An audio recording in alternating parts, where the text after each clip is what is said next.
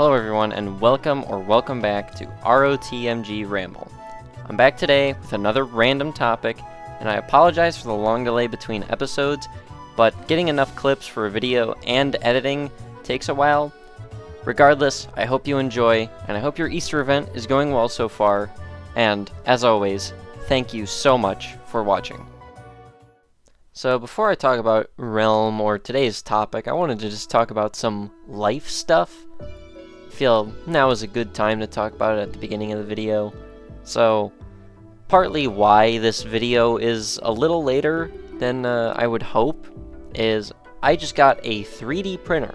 I know basically nothing about 3D printers until I did research for one, and I went ahead and bought one, and I'm hoping to get a nice stable desk so that it doesn't wobble around when it's fucking printing, and hopefully set that up soon. And this leads me into why I got a 3D printer, but I wanted to do a Mithrix cosplay from Risk of Rain 2. And I tried making a handmade one, and it didn't turn out great. I didn't really love it. And I thought, why not get a 3D printer to make parts of the cosplay, specifically the helmet and the hammer. Now the hammer is very geometric, it's easy to make. The helmet, on the other hand, looks organic almost. It's not man-made. And I thought it would maybe be best to pay someone to do so, but why not just get a 3D printer and then make my whole entire future easier if I want to do other cosplays. So I've been working on that. That's partly why this video is a little late, but hopefully I can make this like not daily. I think daily's too much, but hopefully I can continue to keep this like a weekly series. Easter is coming up, so this video will probably be out on Monday if I were to guess. So yeah, that's just what's going on in my life. So I'll start off talking about Realm before I get into my topic and what's been going on with my archer. I've been getting a lot of whites, and I've been exalting. I am really close to exalting fully. You'll see at the end of the video, but I've been grinding a lot. I am doing dungeons still that I don't need. For example, O3 gives life exalts. I do not need life exalts anymore. And there is currently a Fungal and Crystal Cavern event, and I do not need Vitality Exalts either. But I'll never pass down a chance to get white bags from a current event that's happening. My archer set is almost 100% complete, excluding shinies. I still have not gotten a shiny Void Bow, Void Quiver, or a shiny Leaf Bow. And I'll quickly mention this now. My last video was really scripted, and I wanted to be careful about what I said because it was actual health advice that people might follow, and even my friend watched the video and he followed some of the advice. So people might watch that and follow my advice, and if it's bad, I get blamed for it, and I fully take responsibility because I'm putting misinformation out there. But this video is not as scripted. So apart from my archer, there are 2 special clips in this video that do have live audio. These were drops that I was really excited for, or that I just wanted for my archer. And other than that, I guess I can get into today's topic. I wanted to talk about the current, I guess, fiasco going on with video games, just in general, and the future of, I guess, AAA titles. Not so much indie games, because I feel like indie developers are a lot easier going with their games, but I wanted to talk about Nintendo, the Nintendo Switch 2, and Ubisoft, because there has been some really interesting, I guess, and scary stuff happening with these companies. I'll start with Ubisoft, because I think everyone kind of knows what's been going on with Ubisoft. Ubisoft is just a shit company, and that is proven by their stock price. I'll put it on screen now. It used to be, in like 2021, like $20. $20 a share. Now, it is just over $2. That's pretty fucking horrible. And I wanted to first talk about this game, Skull and Bones, that they released. Ubisoft said it was their first, or the first of its kind, quadruple A game. That's not even a fucking thing that exists. And the game fucking flopped, and it sucked. It got mixed to average reviews. Now, maybe the game itself was fine, but for a quadruple A game, like, what I consider a quadruple A game is fucking GTA 6. God knows how long that game has been in development, and it seems like a very expensive game to make. I would consider that potentially a quadruple A game. But this game, Skull and Bones, now, if you have heard of this game, I would honestly be surprised, because it was not very popular with anyone. Not just the younger people or the older people. So, this got me thinking about Ubisoft. And Ubisoft came out and said that gamers are used to owning their games and that it's something that we need to shift away from. What the actual fuck does that mean? For as long as video games have been out, you have purchased a video game, a physical copy, because downloading games off the internet wasn't a thing. There was no internet yet. You would buy a physical copy of a game, and you would buy a machine to run that game on, and you would forever be able to play this game whenever you wanted. And this discussion came about because of a game called The Crew that Ubisoft owned. It was released in, I think, 2014, and it was like this driving game. I think it had a campaign or something, so it wasn't like a multiplayer-only game, because there are games like, I think that game was Concord, right, that Sony made. That game just completely fucking flopped, and 2 weeks after the game released, it had like 800 players. It was a game like Overwatch, where you play as, it's a hero shooter, and you do like 5v5 combat. But no one played this game, because Concord cost like $40. I think the game was Concord. Maybe it's something else, I forget. The game was such a flop, I can't even remember the name. But I think it is Concord. And it had a $40 price tag. You can go play TF2 for free. You can go play Overwatch 2 for free. You can go play Marvel Rivals for free. We have hero shooters. You can go play fucking Rainbow Six. Is that even a hero shooter? Not really. It's kind of like a mix. Like, you have like these unique specialized characters that do their own thing. But there's the market is just so saturated right now. And Sony thought it would be a good idea to make their own. And it fucking flopped. And then they shut down the game. You can no longer play that game anymore. But the thing is, it was completely online. So they just shut the servers down, and now there's no way to play it because there's no servers. But this game, you could just play by yourself. It's like back when Little Big Planet got shut down. Little Big Planet has servers that people can upload their own levels to. It's like Geometry Dash, if you've ever played that. You can make your own levels, and you can upload them to the server. However, the game wasn't making money for Sony anymore, so it wasn't profitable to keep the Little Big Planet servers up. So what did they do? Well, they put the servers down. But you can still play Little Big Planet. Little Big Planet has a campaign, and I guess if you really want to, you can just make your own level and then play it. You just can't upload it anywhere. So, why is this happening now? Why are we supposed to be okay with these companies taking away our access to our games? And I think it has to partly do with the move from physical copies of games to digital copies of games. Even, like, since the PS4, we've been buying physical copies of games still.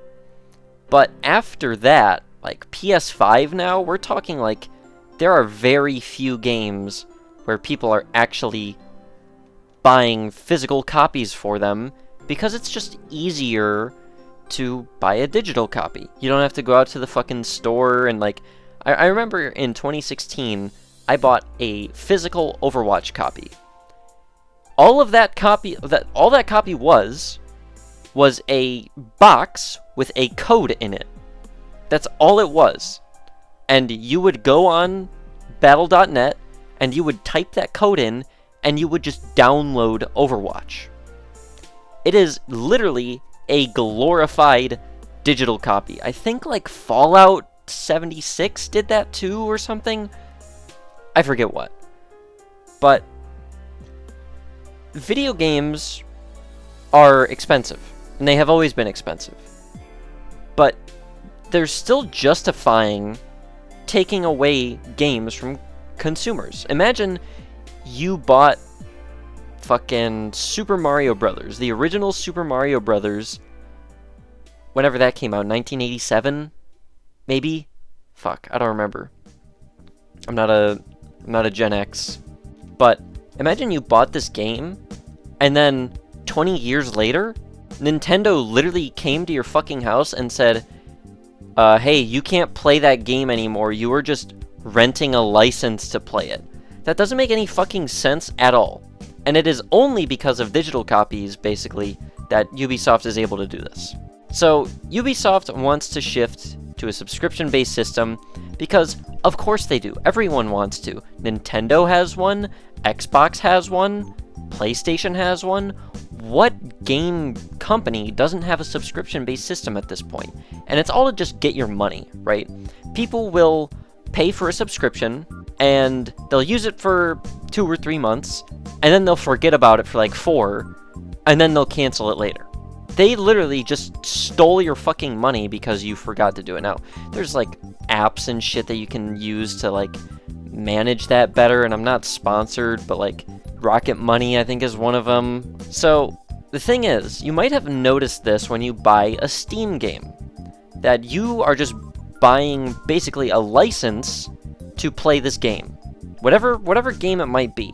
You're just buying a license and you're renting it, quote unquote, I guess, like it's fucking Blockbuster. What's the difference between Steam and Ubisoft, you might say? It's like, oh, Steam is doing it too, what makes them so much better than Ubisoft? Ubisoft is actually fucking taking your games away. To my knowledge, Steam hasn't been taking people's games away on this basis that you're just renting it. They will warn you, don't get me wrong, they will warn you when you buy a game, but currently, and I say that because, you know, we live in a strange world. I sound like I'm fucking Solaire from Dark Souls. We live in strange times, but anything can fucking happen in the future. The issue is that there's no more physical copies. I was about to say digital copies. There's no more physical copies of games. And the thing is too, back in the day, most people had no knowledge on how to make or produce or code video games. That's what made them so special and also expensive. And I'll put it on the screen now. Super Mario Bros. 3 in 1990 was $50. That's not even including the console. But $50 in 1990, American dollars, is about $120 today. That's really expensive, and there's this talk about like GTA 6, going back to that, being like $100 or something, and people are like outraged, but games in general have gotten less expensive. Now the thing is, games have also had a lot of revolution, basically. Way more people are making games and producing games and learning how to design games, etc. Back then, it was way more complicated than it is now. So, talking about the Switch, the Nintendo Switch 2 price. is, I believe it was $450. Now, that might be for, like, pre-order. I have no idea. That's before tariffs as well, and I'm not even going to get into that. Yes, games are still expensive, but they were more expensive back then. But they were also more exclusive. Very few people actually had access to video games. And very few people were also making them. But now, video games are everywhere. Anyone can go and buy a video game anywhere.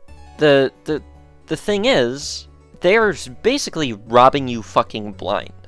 Ubisoft, I'm talking about. With this, I believe it's a law somewhere that is why Steam warns you now when you purchase a video game that you aren't buying it, you're renting it. And let's say your favorite game from, I don't fucking know, Sony. Let's take, what Sony game has, like, online? Like Bloodborne. Take Bloodborne. Bloodborne is 11 years old, I believe. One day, Sony says, hey, we are done supporting Bloodborne. We are taking the servers down, and the game will no longer be playable. How does that make any fucking sense to the people who purchased a product literally over a decade ago, along with the console, and now it's being taken away from them? There's gotta be some legal issue there, because, so my dad works for this company, this technology company, that sells, like, sensors and stuff. And he was talking about how they had something in their TOS where if you purchase a product from them, they have the right to change the price of that product after you purchase it, which seems extremely fucking weird. And it's sort of the same deal with video games. When you purchase this video game, sometime in the future, we may have the right to take this video game away from you. And to me, that just doesn't make any fucking sense. And I think it's only a matter of time before some video game companies push the limit and see how much they can actually get away with. So this leads me to, what are we actually spending our money on? We're not buying video games anymore. They specifically say that. The law that was proposed, or I guess is now enforced, said that you cannot use the word buying when purchasing a video game anymore. And people out of the loop are not going to even know that they're just buying a license for this game and basically renting it. I'm going to take a quick break from the video game discussion here because there is a pretty good clip coming up here. I don't even need shatters anymore, but I just found a random shatters and it was a hard mode, so I decided to do it, and I got this pretty fucking good clip. White bag. Oh my god! Do I Nexus? Do I Nexus? Do I Nexus? Do I Nexus? Do I Nexus? Do I Nexus? Yeah. Not only am I always happy to see shinies, but Arcana is straight up one of the best white bags in the entire game.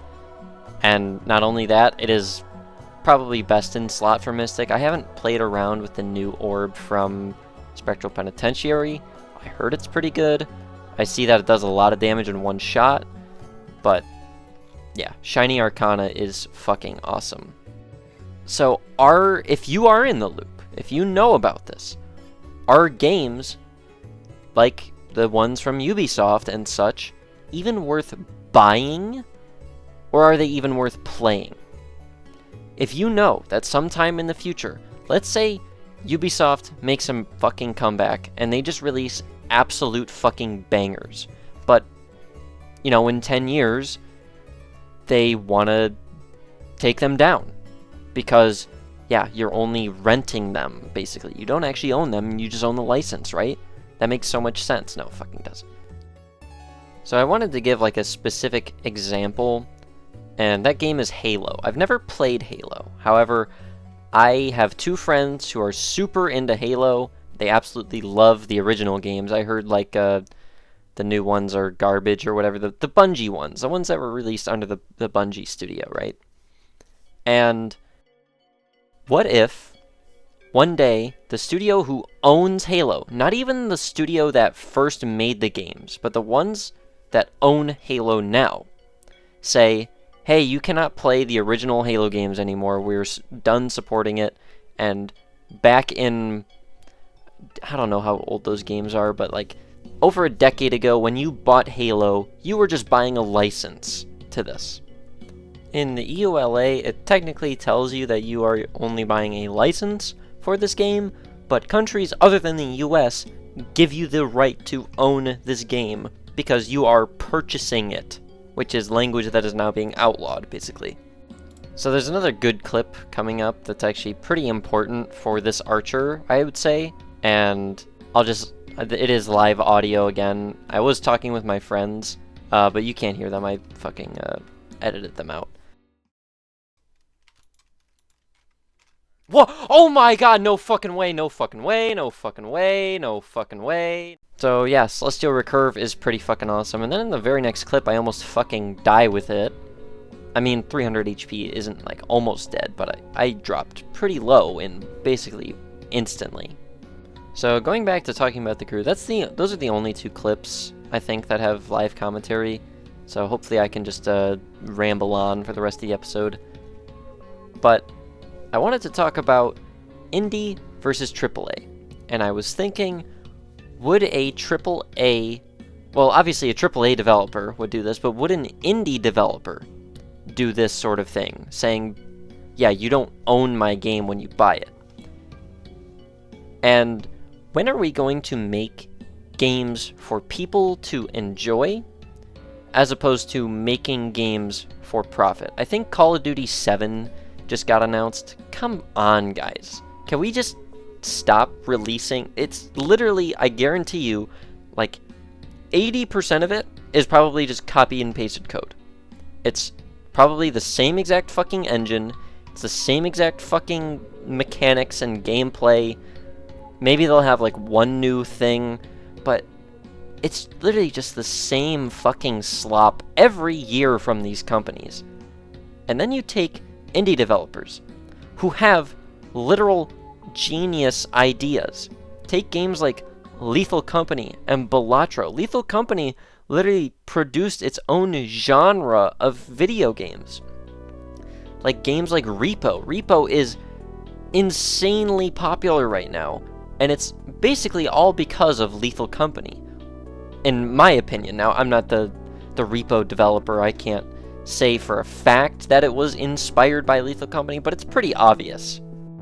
So, would an indie developer ever basically say, hey, yeah, you can't play my video game anymore because I don't give you permission to? Unless it was someone, like, for some reason they really hated, and that's singular person, I can't imagine so. And, you know, like, you want to make money. I get it. You're a company, and you have a lot of employees. You got people to pay, and you need to make money. But these games were insane successes. Even look at a franchise, I guess, like Undertale and Deltarune. I mean, Deltarune is free. I think the next chapters are going to be paid, right? But Undertale was $20. But it was so fucking good, it literally made this guy a multi-millionaire. Toby Fox, that is. And it was just a breath of fresh air when we really needed it the most. And I think we need a game like that again. And going back to EULAs, this licensing language has basically always been there since the 70s when video games were first created. Again, it's the thing with physical copies.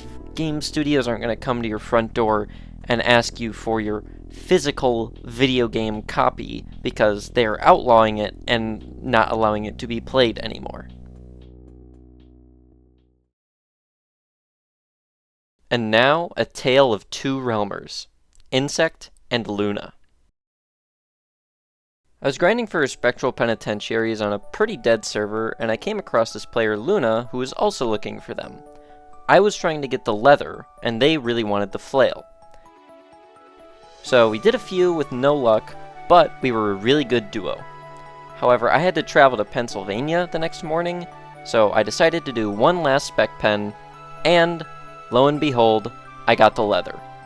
And that is the perfect conclusion to this saga. So that about wraps up the video. This is the current progress on my archer. The new set is really ugly, however, I do have 135 attack with it if I get the attack boost from this leather. Solo, I can also switch to this or that for curse, but having 132 attack makes Quat do a lot of damage. Obviously, I still have the Celestial Recurve, and for Exalts, we're looking at only 4 more cults until speed is fully maxed, then only a few more NBCs, should only be 7, because if you don't know, whenever a vial is popped, everyone in the dungeon gets 2 defense exalts. Well, you get 1 extra, but you get 1 from NBC, and then you get 1 from the vial pop. So you get 2 in total. So, it should only be 7 more NBCs. I am super close to fully exalted. I'm really hoping I don't die. The thing is with this set, is that I don't get as much HP as I do with the Kage no Hikari. Along with that, the Kage no Hikari can spawn healing flames. I actually got it on the first try. But I will say, this leather can give you the healing effect. It can also give me hexed, but that's not that bad. So, once again, thank you all so much for watching. I really appreciate it, and I hope to see you in the next video. Later, guys.